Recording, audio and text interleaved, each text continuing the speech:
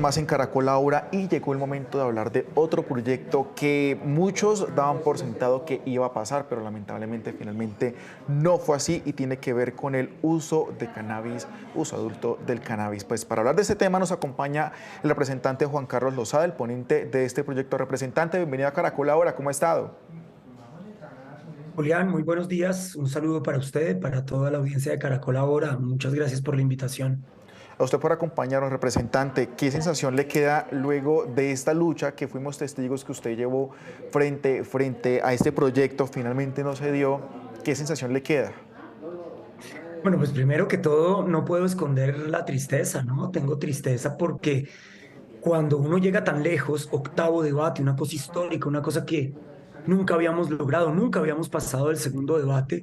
Por supuesto que llegar hasta octavo debate le da a uno algo de ilusión y uno alcanza, si se quiere, entusiasmarse y las expectativas empiezan a rondarle la cabeza de que lo va a lograr y por supuesto que perder en último minuto, si se quiere, en las últimas de cambio de la legislatura, pues es un golpe fuerte. Pero al mismo tiempo también hay una cierta sensación de alegría de saber que fuimos capaces de llegar tan lejos, que además ganamos en el debate porque ayer la votación quedó 47 a favor y 43 en contra, es decir, obtuvimos mayoría con respecto a aquellos quienes lo querían hundir. Lo que pasa es que no logramos la mayoría requerida para que el proyecto se aprobara, que eran 54 votos, al ser este un proyecto de acto legislativo en segunda vuelta. Pero yo creo que el panorama es muy favorable porque creo que llegando a acuerdos con aquellos senadores de Cambio Radical que le retiraron su apoyo en el último momento al proyecto por la imposibilidad de conciliar unas proposiciones que ellos querían agregar, me parece que con tiempo y con el espacio que nos puede dar la nueva legislatura, podríamos llegar a esos acuerdos con esos senadores de Cambio Radical y poder sumar 6 votos, que son realmente los que nos faltaron para lograr esta aprobación. Claro, es que fue por poquito, eso decían en redes sociales, por poquito pasa este proyecto, fueron 47 a favor. Ya usted decía como cosas que hicieron falta, pero quizás piensa usted qué más faltó adicional a lo que usted está diciendo. ¿Cuál fue de pronto esa moneda que le hizo falta a la alcancía para lograr pasar este proyecto? Ya usted me habla de cambio radical, de los votos que faltaron, pero ¿qué más cree usted que hubo detrás para que no pasara? Pues Julián, yo ayer en la plenaria del Senado dije que no iba a señalar con el dedo a nadie, que ya lo que pasó pasó y que es hora de mirar hacia adelante, pero hay que decir que lo tuvimos muy cerca el lunes, no ayer. El lunes teníamos 53 votos, nos hizo falta un voto y hubo senadores del Pacto Histórico y unos senadores del Partido Liberal que si hubieran estado, hubieran hecho la diferencia y hubiéramos podido aprobar el texto y nos hubiera alcanzado el tiempo ayer para lograr la conciliación y hoy estaríamos contándole una historia distinta a Colombia. Luego, creo que nos faltó un voto. Eso fue todo lo que faltó. El lunes nos faltó un voto. Si ese voto hubiera estado, hoy la historia sería distinta. Esa es la realidad. Usted menciona que hizo falta un voto. Yo quiero atreverme a mencionar si de pronto usted está hablando de Alex Flores. ¿Quizás fue ese voto el que faltó? ¿O prefiere mantener el Faltó, silencio? no, no, faltó el voto de Alex Flores, pero también faltó el voto de unos compañeros míos de la bancada liberal que habían estado con el proyecto y que no llegaron a la plenaria. Mauricio Gómez Amín, por ejemplo, o Lidio García, que siempre han apoyado y que desgraciadamente no estuvieron en el momento decisivo y eso nos afectó. Por supuesto que en el caso del senador Alex Flores, pues se ha hecho más revuelo mediático porque es un senador del pacto histórico que ya había tenido algunas controversias en el pasado, y entonces eso ha generado alguna indignación en las redes sociales, pero la realidad es que cualquiera que hubiera estado de los que no estuvo presente hubiera salvado el proyecto el lunes y hoy estaríamos contando otra historia. Frente a la oposición que le hacían a este proyecto, digamos que obviamente va a continuar si se llega a presentar en la próxima legislatura. ¿Cuál va a ser ese camino entonces, representante, para convencer a mayorías, a más congresistas, de que este proyecto que alcanzó octavo debate, que realmente fue muy importante, que histórico hasta donde llegó, pues continúe y pueda ser aprobado entonces en la próxima?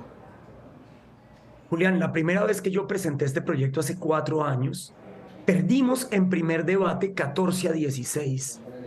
Entonces, si algo hemos hecho en este transcurso, si se quiere, de estos 4 años que este proyecto ha estado en el Congreso, es justamente eso que usted me pregunta, es poder llegar a convencer más parlamentarios con mejores argumentos. Hemos pasado de 14 votos a favor a tener las mayorías calificadas en Cámara con 98 votos y prácticamente muy cerca de tener las mayorías absolutas en el Senado de la República con 47 votos. Entonces tenemos que seguir en ese mismo camino de sentarnos, traer la mejor argumentación, la mejor evidencia científica, ¿por qué no poder traer a los expertos internacionales que están haciendo estudios sobre qué ha pasado con la regulación en otros países para poder contar esas experiencias de mejor manera y que los congresistas tengan mejores, digamos, elementos de juicio para intentar avanzar en esta iniciativa?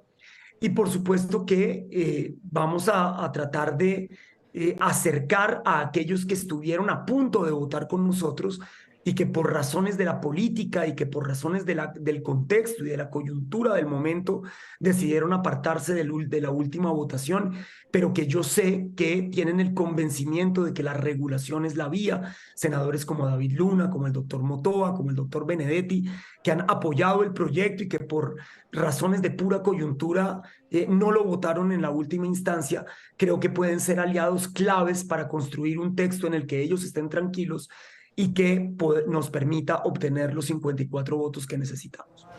Por último, representante, ¿le cambiaría algo a ese proyecto? Y también le quiero preguntar rápidamente, ahí sumado a este interrogante, la experiencia en el extranjero, en otras naciones. Usted me decía que la experiencia internacional también es importante. ¿Cómo ha sido con este tema en la legislatura internacional en diferentes países donde pues, ha sido aprobada? Bueno, para que el proyecto se apruebe, sin duda vamos a tener que incluir algunas de las propuestas de los senadores de Cambio Radical que he mencionado aquí. En concreto, el senador Motoa había propuesto dejar en la Constitución de manera explícita la prohibición de hacer publicidad canábica en medios de comunicación. Nosotros estamos de acuerdo con esto. Esto ha dado buenos resultados en la regulación de otras sustancias como el tabaco. La ley antitabaco no permite, si se quiere, que haya publicidad en eventos deportivos, en eventos culturales, en los grandes medios de comunicación masiva. Y eso ha ayudado a disminuir el consumo de tabaco en nuestro país. Y creo que esas son medidas que son fundamentales para un mercado regulado del cannabis. En lo que tiene que ver con los temas de las comparaciones internacionales, pues es que el mundo está tornando hacia esa vía. Ya son 19 estados de los Estados Unidos que han regulado el uso del cannabis de uso adulto.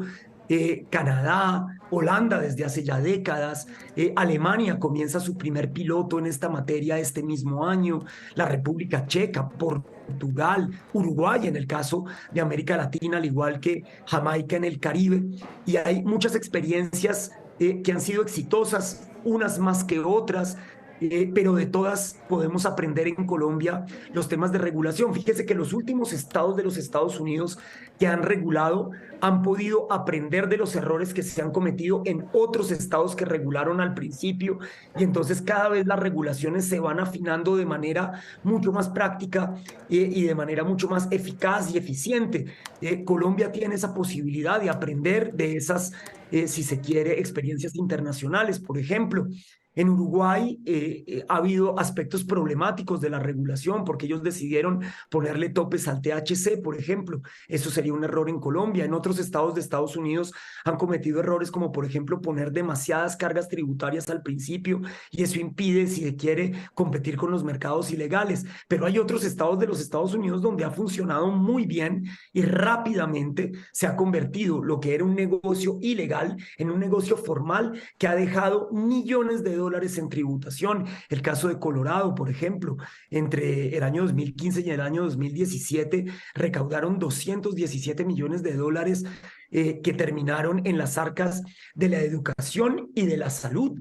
Y por eso en Estados Unidos, por ejemplo, la tributación canábica ha permitido financiar proyectos de prevención que se demuestra claramente sus resultados en el último estudio publicado hace apenas unas semanas, que muestra cómo en el 75% de los estados de Estados Unidos que regularon no aumentó el consumo en menores de edad, sino que por el contrario en ese 75% se redujo.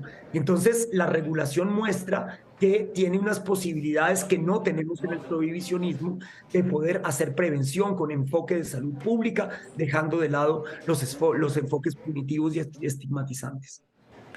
Pues, representante, muchísimas gracias por haber estado en Caracol Ahora hablando de este tema. Esperamos que tenga buen resultado en la próxima legislatura y que pueda ser aprobado finalmente luego de este camino histórico que usted ha dicho, pues se ha hecho en esos 4 años. Muchísimas gracias y que tenga buen día.